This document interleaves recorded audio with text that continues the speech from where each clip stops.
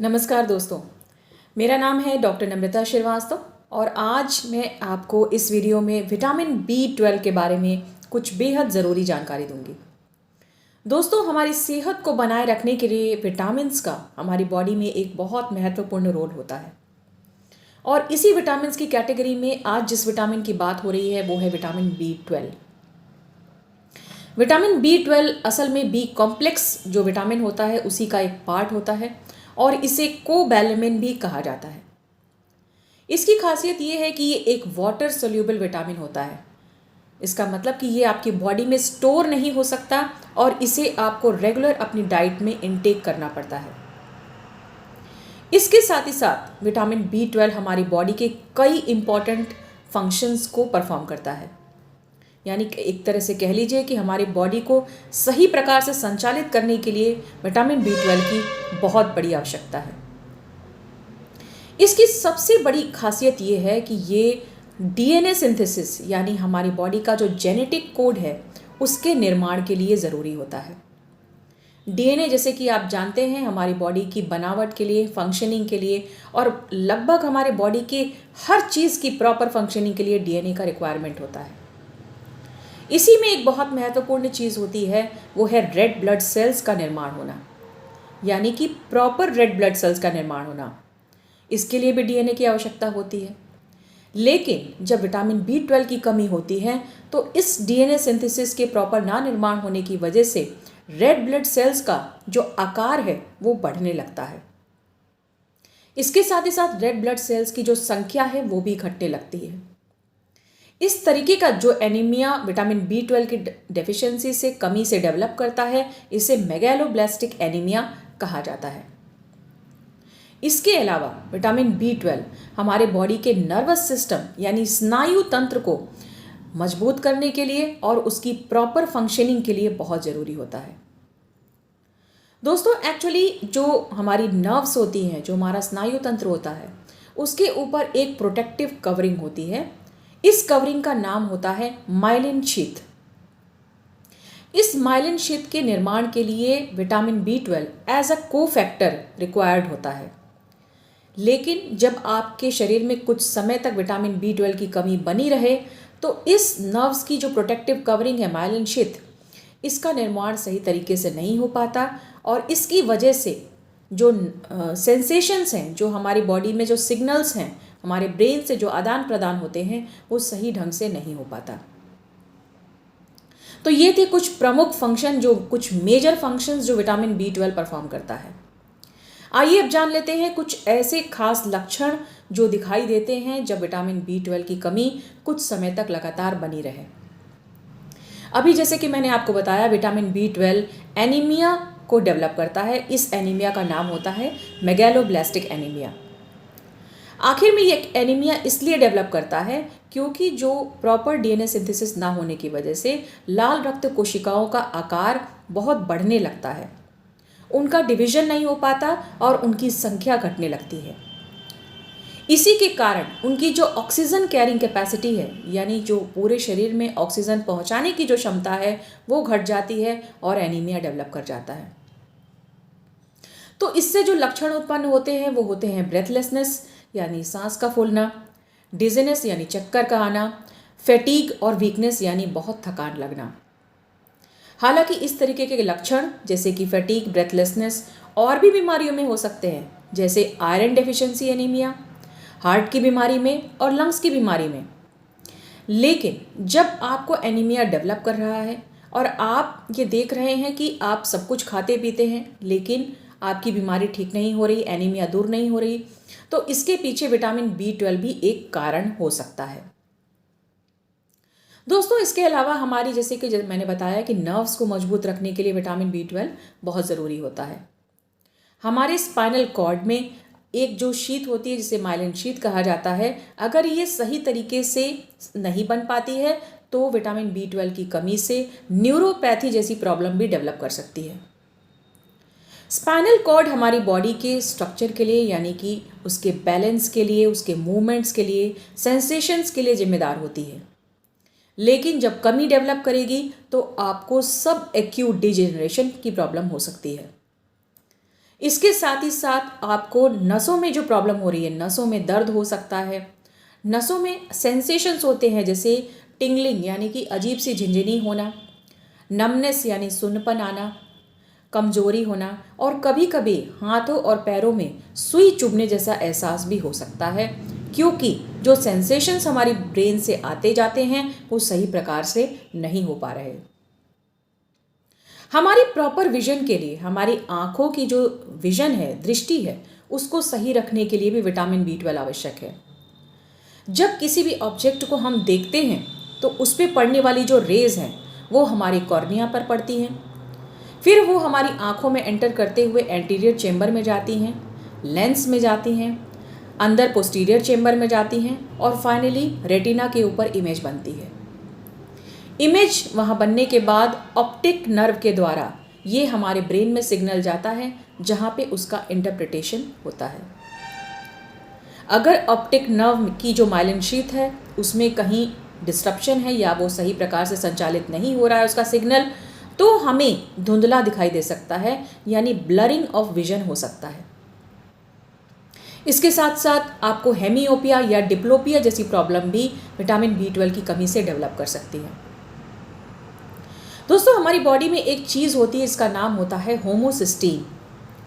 Homocysteine हमारी body में naturally occurring एक केमिकल होता है। केमिकल हमारी बॉडी के अंदर प्राकृतिक तरीके से पाया जाता है, लेकिन इस प्राकृतिक केमिकल को कंट्रोल में रखने के लिए विटामिन B12 की आवश्यकता होती है।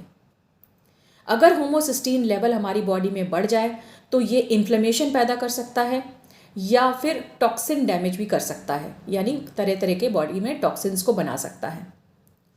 इसीलिए होमोसिस्टीन के लेवल को विटामिन B12 बनाए रखता है। अगर होमोसिस्टीन लेवल्स बढ़ते हैं तो ये हमारे ब्रेन के ऊपर एक बुरा असर डालते हैं। कैसे बुरा असर डालते हैं कि ये हमारे ब्रेन का जो क्षमता है, चाहे वो हमारी याददाश्त की क्षमता हो, किसी चीज़ को याद रखने की क्षमता, उसके ऊपर असर डालता है। इसीलिए डिमेंशिया की प्रॉब्लम देखने को मिलती है। अचानक आप कोई चीज़ कहीं रख देते हैं, भूल जाते हैं, बहुत तेज़ी से आपकी याददाश्त कम होती जा रही है, तो ये विटामिन B12 की कमी का संकेत हो सकता है। इसके साथ ही साथ आपको मूड डिसऑर्डर होता है, आपका बहुत तेज़ी से मूड बदलता है, आप समझ ही नहीं पाते कि आपका मूड कब चेंज हो जाता है, या फिर आपको डिप्रेशन जैसी प्रॉब्लम भी हो सकती है। हालांकि ये सारी जो समस्याएं हैं ये केवल विटामिन B12 की कमी से नहीं होती है, लेकिन अगर इस तरह की प्रॉब्लम है तो ट्रीटमेंट के साथ ही साथ, दवाई के साथ ही साथ आपको इस एस्पेक्ट पे भी ध्यान देना चाहिए कि हम इस कमी को पूरा अगर करते हैं तो समय रहते और जल्दी से जल्दी इस प्रॉब्लम से निजात पा सकते हैं। दोस्तों, होमोसिस्टीन लेवल अगर बॉडी में बढ़ता है तो ये स्ट्रोक का भी कारण बन सकता है। बहुत सारे यंग लोगों में भी स्ट्रोक बढ़ने का कारण आजकल ये भी है कि होमोसिस्टीन लेवल्स बढ़ गए हैं। तो ये थे कुछ प्रमुख लक्षण जो कि आपको विटामिन B12 की कमी से दिखते हैं। एक महत्वपूर्ण लक्षण और है विटामिन B12 की कमी का, जो हमें टंग में देखने को मिलता है, हमारी जीभ के ऊपर, और वो ये है कि ग्लोसाइटिस डेवलप कर जाता है। ग्लोसाइटिस यानी जीभ में सूजन आने लगती है। टंग का जो अपीयरेंस है वो स्मूथ और ग्लेज्ड हो जाता है, यानी चिकना जैसा टंग दिखाई देता है। इसके अलावा आपको मैप्ड टंग, यानी टंग पे ऐसे लगेगा जीभ पे कि कोई आकृति बनी हुई है, कोई मानचित्र बना हुआ है। ये भी एक खास फीचर होता है इस कमी का, और इस चीज़ को देखकर ही पता लगाया जा सकता है कि कोई व्यक्ति विटामिन B12 की कमी से सफ़र कर रहा है या नहीं। विटामिन B12 की कमी अगर डेवलप कर रही है तो इसको आसानी से ब्लड टेस्ट के द्वारा पता किया जा सकता है। तो ये थे कुछ खास लक्षण जो कि विटामिन B12 की कमी से डेवलप करते हैं। आइए अब जान लेते हैं कि क्या क्या ऐसे प्रमुख कारण होते हैं जिसकी वजह से विटामिन B12 हमारी बॉडी में एब्जॉर्ब नहीं हो पाता। इसकी सबसे बड़ी वजह है विटामिन B12 के कम होने की, कि ये जो चीज़ है ये हमें प्लांट बेस्ड प्रोडक्ट से नहीं मिलती, यानी वनस्पति जगत से, पेड़ पौधों से हमें ये चीज़ नहीं प्राप्त होती है।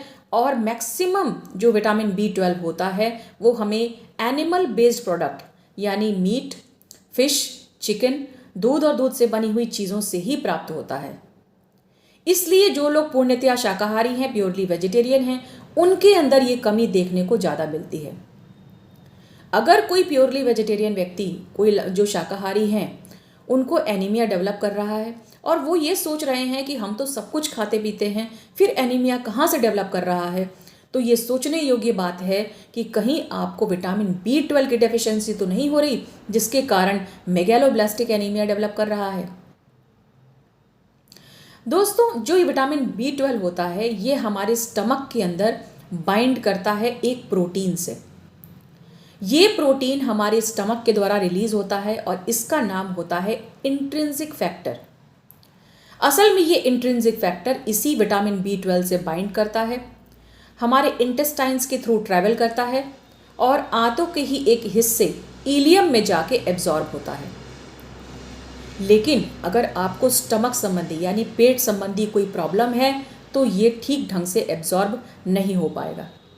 जैसे कि मान लीजिए अगर किसी की बाईपास सर्जरी हुई हो, स्टमक की बाईपास सर्जरी हुई हो, या फिर कोई व्यक्ति गैस्ट्राइटिस का शिकार हो, पेट में सूजन हो, अल्सर हो, पैंक्रियाटाइटिस हो, तो ये इंट्रिंसिक फैक्टर हमारे स्टमक में रिलीज़ नहीं होता, जिससे कि ये बाइंडिंग B12 से नहीं होती और विटामिन B12 हमारे भोजन के द्वारा सीधे आंतों से बाहर निकल जाता है। अगर कोई व्यक्ति अल्कोहलिज्म यानी शराब का लती है तो भी विटामिन B12 की कमी डेवलप करती है।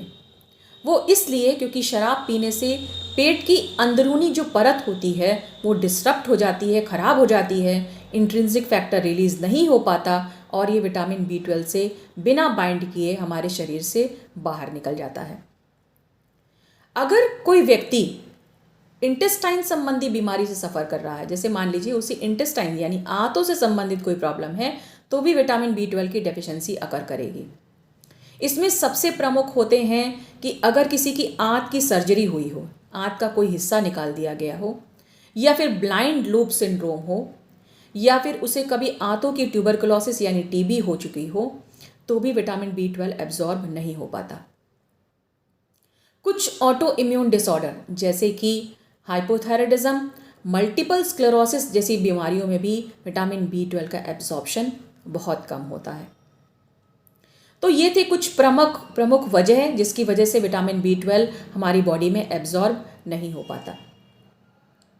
होम्योपैथी की अगर बात करें तो जो समस्याएं हैं जैसे कि मैप टंग हो गया, टंग में सूजन हो गया, अल्कोहलिज्म यानी कि अगर कोई व्यक्ति शराब का लती है, अल्सर की प्रॉब्लम है, तो अगर आप उसका होम्योपैथिक से इलाज करते हैं, उस समस्या को दूर करते हैं, तो आपके बॉडी की जो विटामिन B12 को एब्जॉर्ब करने की क्षमता है उसको बढ़ाया जा सकता है। हालांकि जैसे मैंने अभी कहा कि विटामिन B12 सिर्फ और सिर्फ आपको एनिमल बेस्ड प्रोडक्ट से ही मिलता है, इसलिए ये ज़रूरी है कि आप दूध या दूध से बनी हुई चीज़ें ले सकते हैं या फिर आप मीट, फिश और चिकन ले सकते हैं। जो लोग ये चीज़ें नहीं सेवन करना चाहते वे सप्लीमेंट के द्वारा इसकी कमी को पूरा कर सकते हैं। उम्मीद करती हूँ विटामिन B12 से संबंधित आज की जानकारी आपको रोचक और ज्ञानवर्धक लगी होगी। अगर आपको अच्छी लगी हो तो लाइक और शेयर करना मत भूलिएगा। धन्यवाद।